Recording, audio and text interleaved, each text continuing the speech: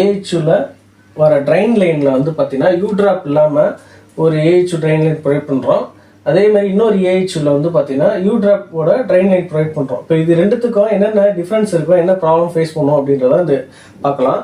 இதில் வந்து பார்த்தீங்கன்னா நமக்கு இந்த இடத்துல காயில் செக்ஷனுக்கு அப்புறம் இருக்க ப்ளோயர் வந்து ஏர் சக் பண்ணும்போது இந்த மாதிரி யூ ட்ராப் இல்லாமல் இருக்கிற ட்ரெயினில் வந்து இந்த வாட்டரையும் அது வந்து நெகட்டிவ் ப்ரெஷர் மூலயமா சக் பண்ணும். அப்போ இது மாதிரி சக் பண்ணும்போது இந்த பாட்டம் ட்ரேஸில் நமக்கு வந்து தண்ணி வந்து ஃபுல்லாக ஸ்பில் ஆகிட்டு அந்த வாட்டர் வந்து நமக்கு வாட்டர் லீக்கேஜ் யூனிட் கீழே வந்து தண்ணி லீக்கேஜ் ஆகும்.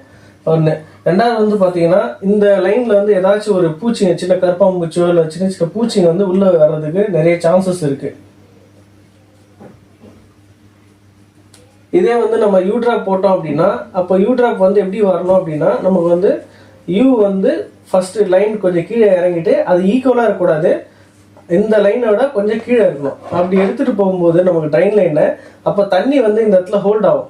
அப்போ வாட்டர் சீல் இந்த இடத்துல ஆகும்போது நான் சொன்ன மாதிரி இந்த நெகட்டிவ் ப்ரெஷர் இங்கே கிரியேட் ஆயிடுச்சுன்னா இங்கே வாட்டர் வந்து லோடு அதிகமாக இருக்கிறதுனால, வெயிட் இருக்கிறதுனால உங்களுக்கு அதிகமான வாட்டர் வந்து இந்த இடத்துல தண்ணி வெளியே வராது. அதே மாதிரி வந்து பார்த்தீங்கன்னா ஏதாச்சும் பூச்சி உள்ளே வந்தாலும் உங்களுக்கு இந்த இடத்துல தண்ணி தேங்கி இருக்கிறதுனால உங்களுக்கு அதால் உள்ளே வந்து திரும்ப ட்ராவல் பண்ண முடியாது.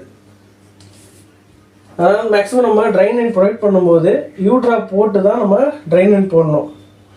இன்கேஸ் இந்த ஷாஃப்ட்டில் நம்ம கனெக்ட் பண்ணுறோம், ட்ரைனை வந்து நம்ம கனெக்ட் பண்ணுறோம், அந்த ஷாஃப்ட்டில் ஏதாச்சும் ஒரு பேட் ஸ்மெல் இருக்குது அப்படின்னா இந்த நெகட்டிவ் ப்ரெஷர் என்ன பண்ணுன்னா உங்களுக்கு இங்கே இருக்க பேட் ஸ்மெல்ல வந்து ரூமுக்குள்ளே ஃபுல்லாக ட்ராவல் பண்ணோம். அப்போ அந்த ஏரியா ஃபுல்லாகவுமே வந்து பேட் ஸ்மெல் வர ஆரம்பிச்சிடும். இப்போ இந்த மாதிரி யூ ட்ராப் இருக்கிறதுல நமக்கு ஏதாச்சும் பேட் ஸ்மெல் இருந்தாலும் உங்களுக்கு நெகட்டிவ் ப்ரெஷரில் சக் ஆகாது. இந்த வீடியோ உங்களுக்கு புரிஞ்சிருக்கும் நம்புகிறேன். பிடிச்சிருந்தா லைக் பண்ணுங்கள், ஷேர் பண்ணுங்கள், கமெண்ட் பண்ணுங்கள். தேங்க்யூ.